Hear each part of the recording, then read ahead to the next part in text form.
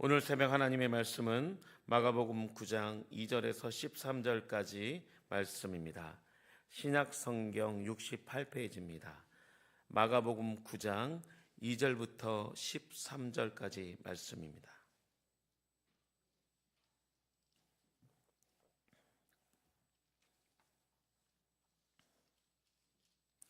다 찾으신 줄 알고 함께 교독하겠습니다.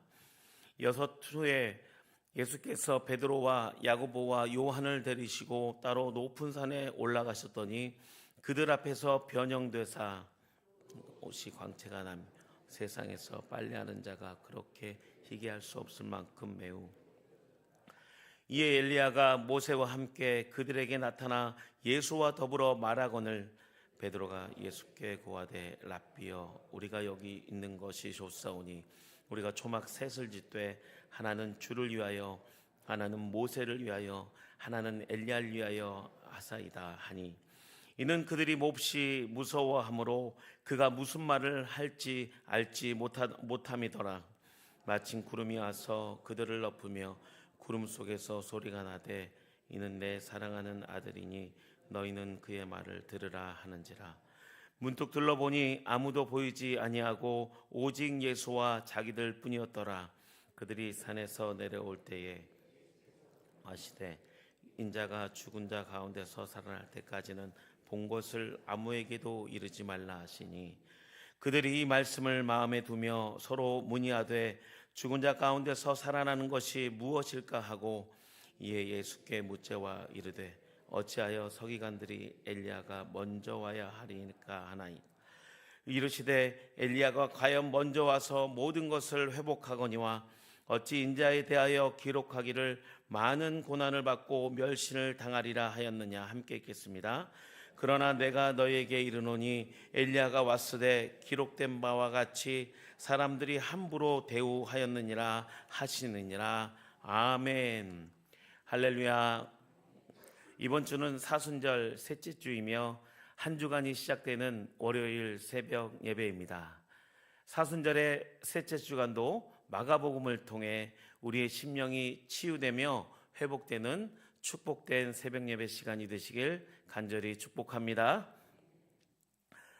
20세기 초에 영국의 대표적인 신문인 더 타임즈에서 전 세계 독자들에게 지금 세계가 겪고 있는 문제들은 무엇 때문이라고 생각하는가에 대해서 질문을 하는 제법 유명한 일화가 있었습니다. 전 세계 독자들과 유명한 작가들 대상으로 보낸 이 질문에 대해서 많은 독자와 작가들이 편지로 답변을 했습니다. 그중에 가장 기발하고 감동적인 그런 답변을 한 답변이 있었습니다. 그 답변은 당대 유명한 작가이고 시인이며 철학자였던 체스턴트 작가의 답변이었습니다. 더 타임즈에서 받은 전 세계의 대부분 독자들에게 대답은 지금 전 세계에서 일어나는 그런 문제의 책임은 다른 사람이나 사물에게 돌리는 비판이었습니다. 그러나 체스턴트 작가는 다른 편지와 달리 이렇게 답변을 했습니다. 제가 문제입니다. 그렇게 답변을 했습니다. 제가 문제입니다. 체스턴트 작가의 삶은 평생 모범적이고 또 많은 시민들에게 사랑을 받는 그런 존경받는 작가의 삶이었습니다. 그럼에도 그는 나는 이전에 하나님을 모독하는 사람이었고 박해자였으며 폭행자였다고 그렇게 이야기하며 예수님께서 나 같은 죄인을 위해 이 땅에 오셨음을 고백하며 자신의 삶을 간증하는 그런 신앙 고백이었습니다. 그리고 예수님의 생애와 예수님의 십자가의 복음을 듣고 거듭난 삶의 간증이 기록한 아주 감동적인 편지를 그 답장의 답변으로 그 신문사에 전달했다고 합니다. 그러면서 더 타임스에서 결론적으로 이렇게 얘기했습니다. 지금 세계의 문제는 무엇인가라는 그 질문을 통해 결론적으로 요즘 개인주의와 이기주의 시대를 살아가는 현대인들은 자신에 대해서는 무죄를 주장하지만 다른 사람들에 대해서는 강력하게 정죄를 하는 성향이 매우 강하다는 것을 잘 알 수 있다고 결론을 내리면서, 그러나 체스턴트 작가의 그 답변을 통해서 예수 그리스도의 사랑만이 현대인들의 정죄하고 비판하는 성향에서 해방시키고 비난의 손가락을 자신에게 돌리게 만든다고 이야기하며 글을 맺었습니다. 여러분은 어떻게 생각하십니까? 어쩌면 우리도 우리의 삶 속에 문제가 생기면 세상 사람들의 성향처럼 자신의 행동을 돌아보지 않고 무조건 다른 사람에게만 정죄하며 비판하는 성향을 갖고 있음을 우리는 우리의 삶과 우리의 행동과 우리의 마음들을 되돌아봐야 합니다. 우리는 하나님 앞에서 살아가는 거룩한 성도입니다. 주님은 나의 생각을 아시고 나의 마음 중심을 아시는 주님인 줄 믿습니다. 옛 속담에 10길 물속은 알아도 한 길 사람 속은 모른다는 그런 옛 속담이 있습니다. 그만큼 깊은 물속은 들여다볼 수 있어도 사람의 한길 마음은 좀처럼 알아내기가 힘들다는 그런 속담입니다. 그러나 하나님은 우리의 마음의 중심을 다 아시는 줄 믿습니다. 아무리 많은 선행과 겉으로 보기에는 거룩한 성도처럼 살아가지만 타락한 인간의 죄성을 갖는 죄인이기 때문에 우리는 매일매일 십자가에 나의 죄를 예수님의 십자가의 보혈로 덮어질 때만이 우리는 거룩해지며 순결한 신앙생활을 할 수 있음을 믿습니다. 그렇기 때문에 매일매일 나의 생각을 내려놓고 하나님의 말씀을 통하여 예수님의 음성을 들어야 합니다. 그렇지 않으면 하나님을 위한다고 하는 말과 행동이 하나님의 뜻과 상관없이 사단에게 조종당하는 그런 인간의 본능적으로 죄악된 삶을 살아갈 수밖에 없습니다. 그러므로 성도의 삶은 죄악된 옛 습성을 버리고 예수님의 십자가를 단단히 붙잡고 예수님의 음성을 들으며 살아가야 할 줄 믿습니다. 오늘 마가복음 9장 2절부터 13절 말씀도 예수님과 변화산에 함께 오른 베드로가 예수님의 마음은 생각하지 않고 몹시 두려워하는 생각에 사로잡혀 죄악된 옛 습성에 따라 자신도 무슨 말을 하는지도 모르며 인간의 본능적으로 잘못 생각하고 잘못 말하는 치명적인 실수를 범하고 있습니다. 우리 다 함께 2절부터 4절까지 말씀을 읽겠습니다. 시작. 엿새 후에 예수께서 베드로와 야고보와 요한을 데리시고 따로 높은 산에 올라가셨더니 그들 앞에서 변형되사 그 옷에 광채가 나며 세상에서 빨래하는 자가 그렇게 희게 할 수 없을 만큼 매우 희어졌더라. 이에 엘리야가 모세와 함께 그들에게 나타나 예수와 더불어 말하거늘. 아멘. 2절에 나오는 엿새 후에의 그 단어는 사건의 전환을 나타내는 엿새 후에라는 그런 말의 의미도 있지만, 마가는 구약의 시내산 사건을 의도적으로 연관시키는 것입니다.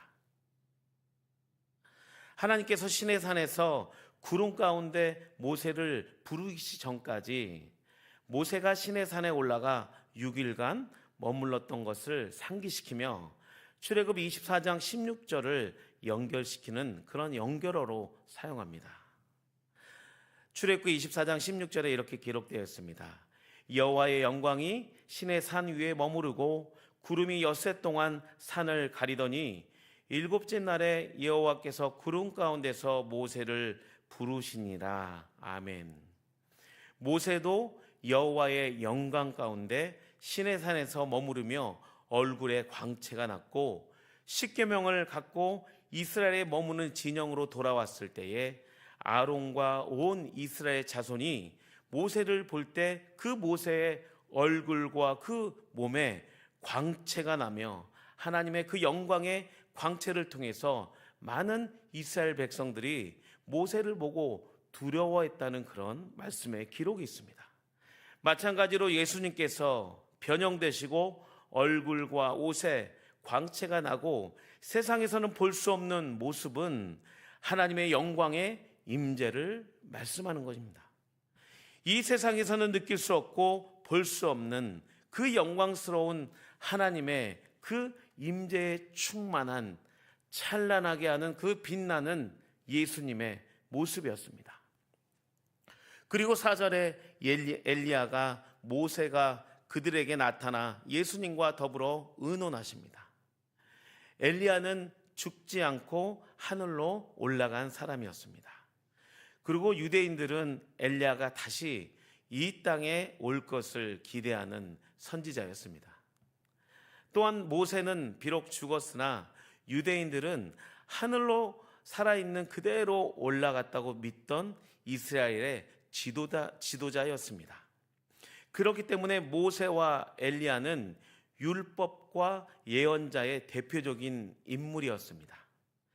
예수께서 그들과 더불어 말씀하셨다는 사실은 예수님은 결코 구약을 부정하거나 폐하지 않으며 더 나아가 예수님께서 율법과 선지자들이 예언했던 바로 그 메시아이자 그 언약을 완성하실 분이라는 것을 증명해 주는 것이었습니다. 그리고 그 언약의 완성은 무엇입니까? 바로 예수님의 고난의 십자가였습니다. 구약을 통해 다시 오실 예수님을 예표하였고 고난의 십자가를 통해 온 인류의 구원하시며 하나님의 뜻을 온전히 이루시기 위해서 모세와 엘리야와 예수님 이 세 분이 의논하시는 있는 아주 중요한 그때에 옆에 있는 베드로가 어떻게 합니까? 찬물을 끼얹는 말을 합니다. 우리 함께 5절부터 6절 읽겠습니다. 시작. 베드로가 예수께 고하되 랍비여 우리가 여기 있는 것이 좋사오니 우리가 초막 셋을 짓 때 하나는 주를 위하여 하나는 모세를 위하여 하나는 엘리야를 위하여 하사이다 하니 이는 그들이 몹시 무서워하므로 그가 무슨 말을 할지 알지 못함이더라. 아멘. 베드로는 앞에 본문인 마가복음 8장 29절에서 예수께서 너희는 나를 누구냐 하느냐의 그 질문에 주는 그리스도시니이다 하는 위대한 고백을 했었습니다. 그러나 지금 베드로는 5절에서 예수님께 뭐라고 얘기합니까? 랍비여라며 예수님을 부르고 있습니다.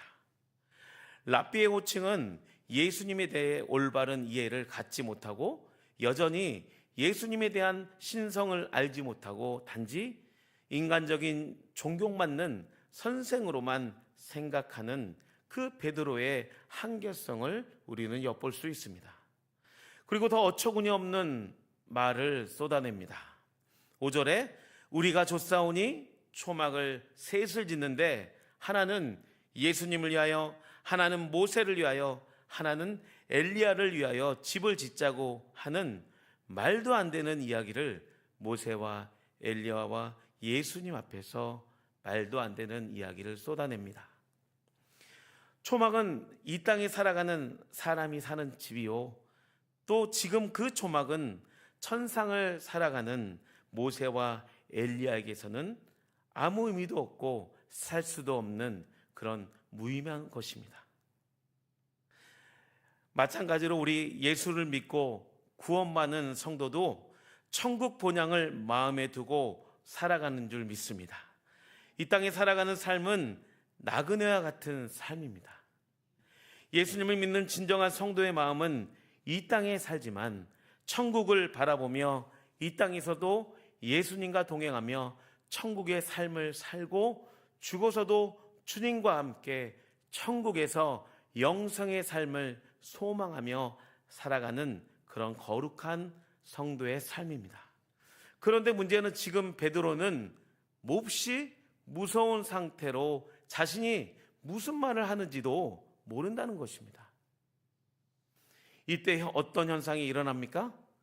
구름이 제자들을 덮으며 말합니다. 어떻게 이야기합니까? 7절 말씀을 통해서 우리 함께 다시 한번 우리의 성도의 신앙생활에 대한 큰 교훈을 얻는 말씀을 우리 가운데 하고 있습니다. 함께 읽겠습니다. 시작. 마침 구름이 와서 그들을 덮으며 구름 속에서 소리가 나되 이는 내 사랑하는 아들이니 너희는 그의 말을 들으라 하는지라. 아멘. 우리의 말과 행동이 주님보다 앞서서는 결코 안 됩니다. 특히 우리가 고난과 시험거리가 닥쳐올 때 우리는 깨어 기도하며 말씀 안에 살아가야 합니다. 사단은 천국 백성을 우는 사자와 같이 넘어뜨리고 삼키기 위하여 성도들 간에 이간질을 시키며 은혜 받지 못하도록 우리를 미혹하며 우리를 넘어뜨립니다. 우리가 믿을 수 있는 대상은 오직 예수 그리스도의 십자가인 줄 믿습니다. 결론적으로 오늘 변화산에서 오르신 예수님과 제자들의 마음이 같지 않다는 것입니다. 베드로의 잘못된 말은 예수님의 음성을 듣지 않고 자신의 과거의 옛 습성과 하나님의 나라를 생각하지 않고 자신의 생각에만 갇혀있던 결과입니다. 그러므로 우리는 나의 생각과 행동이 하나님의 뜻에 거하고 있는지 예수 복음의 십자가의 사랑에 기반하고 있는지 우리의 삶을 뒤돌아보며 점검해야 됩니다. 그럴 때 우리는 하나님의 뜻대로 살아가는 거룩한 성도의 삶을 살아갈 줄 믿습니다. 우리가 어떠한 상황 속에서도 주님의 음성을 듣고 우리의 말이 주님보다 앞서지 않고 말씀 중심, 예수 그리스도의 십자가 중심으로 살아갈 때에 하나님께서 기뻐하시는 온전한 성도의 삶을 살아가게 될 줄 믿습니다. 말씀을 정리하겠습니다. 오늘 마가복음 9장 말씀을 통해 내가 오직 십자가 앞에 이 사순절의 기간 예수님의 십자가의 사랑만 묵상하며 주님보다 앞서지 않고 내가 죽고 오직 예수로 살아가는 그 삶만이 하나님의 뜻을 이루며 우리의 가정과 교회를 든든히 세워지는 그런 역사가 우리 가운데 나타날 줄 믿습니다. 우리 소유동교회 모든 성도가 사순절 절기의 이 기간을 통해서 예수님의 음성을 듣고 예수님의 마음에 합한 복된 성도의 삶이 되시길 예수님의 이름으로 축원드립니다. 기도하겠습니다. 사랑의 하나님 감사합니다. 마가복음 9장의 말씀을 통하여 우리의 말과 행동이 주님보다 앞서지 않게 하시고 말씀과 기도를 통하여 주님의 마음을 잘 헤아리며 매일매일 삶 속에 오직 예수 십자가의 능력으로 살아가는 복된 수의동교회의 모든 성도가 되게 하여 주시옵소서. 특별히 병상중에 계신 성도님들이 계십니다. 예수님의 보혈로 치유하여 주시고 안수하여 주셔서 하루속히 일상을 회복할 수 있도록 인도하여 주시며 또 삶의 여러 가지 문제로 고통받는 성도들에게 예수님께서 친히 찾아가 주시고 위로하여 주셔서 이 사순절의 기간을 통해서 가정과 교회와 이 나라 민족이 온전히 치유되며 회복되는 역사가 일어나게 하여 주시옵소서. 또한 주님의 인도하심에 따라 강목로의 시찰회를 통해서 대만으로 2박 3일 동안 선교 여정 속에 계신 정순만 장로님과 성중한 장로님의 그 선교 여정 가운데 하나님께서 기름 부어주시고 성령의 능력을 부어주셔서 마치는 시간까지 하나님의 영광을 드러내는 선교의 여정이 되게 하여 주시옵소서. 함께 하실 주님을 찬양하며 이 모든 말씀을 예수님의 이름으로 기도하옵나이다. 아멘.